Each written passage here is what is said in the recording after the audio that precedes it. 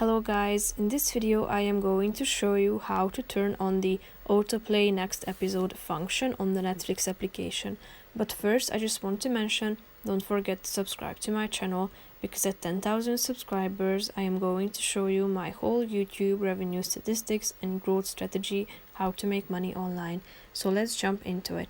First of all, open the application on your phone, then tap on the edit button in the upper right corner of the screen.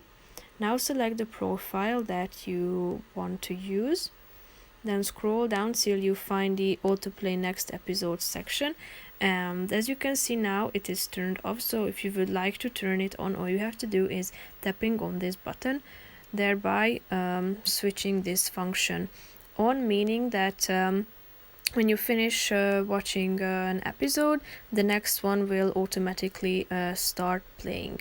So that's pretty much it for this video. I hope you found it helpful. If you did, consider subscribing to my channel and see you in the next video. Bye bye.